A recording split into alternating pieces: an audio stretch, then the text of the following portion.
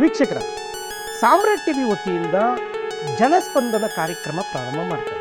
ಈ ಜನಸ್ಪಂದನ ಕಾರ್ಯಕ್ರಮದ ಉದ್ದೇಶ, ಸಾರ್ವಜನಿಕರು ಪ್ರತಿ ಸರ್ಕಾರಿ ಕಚೇರಿಗಳ ಮುಂದೆ ಓಡಾಡ್ತಾ ಇರ್ತಾರೆ, ಪ್ರತಿ ಸರ್ಕಾರಿ ಕಚೇರಿಗೂ ಹೋಗ್ತಾ ಇರ್ತಾರೆ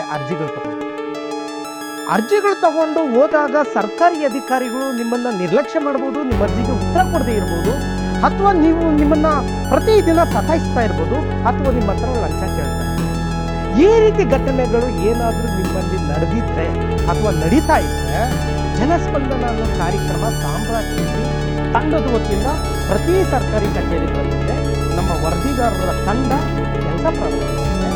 ಆ ಒಂದು ವೇದಿಕೆಗೆ ನೀವು ಯಾರ್ಯಾರು ನಿಮಗೆ ಆ ವ್ಯಾಪ್ತಿಯ ಅಧಿಕಾರಿಗಳು ಲಂಚ ಕೇಳಿದ್ರು, ಆ ವ್ಯಾಪ್ತಿಯ ಅಧಿಕಾರಿಗಳು ನಿಮಗೆ ಕೆಲಸ ಮಾಡಿಲ್ಲ, ನಿಮ್ಮ ವ್ಯಾಪ್ತಿಯಲ್ಲಿ ಯಾವುದೇ ಸರ್ಕಾರಿ ಜಾಗ ಒತ್ತುವರಿ ಮಾಡಿಕೊಂಡಿದ್ರೂ ಕೂಡ ಅದರ ಮೇಲೆ ಕ್ರಮ ತಗೊಳ್ತಾ ಇಲ್ಲ, ನಿಮ್ಮ ಆಸ್ತಿಗೆ ತಕ್ಕಂಗೆ ಕೆಲಸಗಳಲ್ಲಿ ಮಾಡ್ತಾ ಇಲ್ಲ ಅಂತ ನಿಮ್ಗೆ ಯಾವುದೇ ದೂರುಗಳಿದ್ರೂ ಕೂಡ ದಯವಿಟ್ಟು ಜನಸ್ಪಂದನ ಕಾರ್ಯಕ್ರಮಕ್ಕೆ ಒಂದು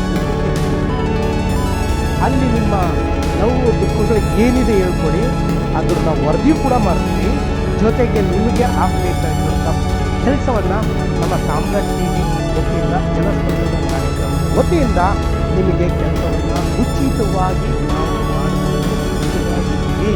ಅದಕ್ಕೋಸ್ಕರ ಕರ್ನಾಟಕದಲ್ಲಿ 31 ಜಿಲ್ಲೆಯಲ್ಲೂ 224 ವಿಧಾನಸಭಾ ಕ್ಷೇತ್ರ, ಸುಮಾರು 6,000 ಚಿಲ್ಲರೆ ಏನು ಗ್ರಾಮ ಪಂಚಾಯಿತಿ ಇದೆಯಲ್ಲ, ಎಲ್ಲ ಗ್ರಾಮ ಪಂಚಾಯಿತಿ ವ್ಯಾಪ್ತಿಯಲ್ಲೂ ಜನಸ್ಪಂದನ ಕಾರ್ಯಕ್ರಮ ಸಾಮ್ರಾಟ್ ಟಿವಿ ವತಿಯಿಂದ ಪ್ರಾರಂಭ ಆಗುತ್ತೆ.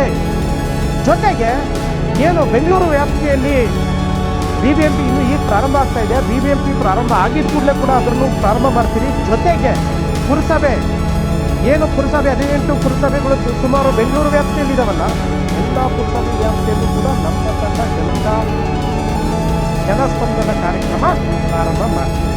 ಸೊ ಅದಕ್ಕೋಸ್ಕರ ನೀವೆಲ್ಲರೂ ಯೋಚನೆ ಮಾಡಬೇಡಿ. ಇನ್ನು ಮುಂದೆ ಸಾಮ್ರಾಟ್ ಟಿವಿ ಪ್ರತಿಯೊಬ್ಬ ವ್ಯಕ್ತಿಯ ಜೊತೆಗೆ ನಿಂತ್ಕೊಳ್ಳುತ್ತೆ.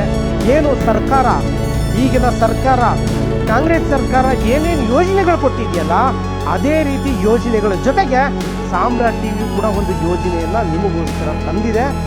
ಜನಸ್ಪಂದನ ಕಾರ್ಯಕ್ರಮದಲ್ಲಿ ನಿಮ್ಮ ಸಮಸ್ಯೆಗಳನ್ನೆಲ್ಲ ಹೇಳ್ಕೊಬೋದು, ನೀವು ಅರ್ಜಿನೂ ಕೂಡ ಕೊಡ್ಬೋದು.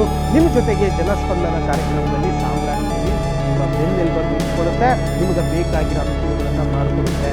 ನಾವು ಯಾರಾದರೂ ಜನಸ್ಪಂದನ ಕಾರ್ಯಕ್ರಮಕ್ಕೆ ಬರಬೇಕು ಅನ್ನೋಗಿದ್ರೆ ದಯವಿಟ್ಟು ಕೆಳಗಡೆ ಕಾಣ್ತಿರೋ ನಂಬರ್ಗೆ ಕರೆ ಮಾಡಿ, ನಿಮ್ಮ ಸಮಸ್ಯೆಗಳನ್ನು ಹಂಚ್ಕೊಳ್ಳಿ.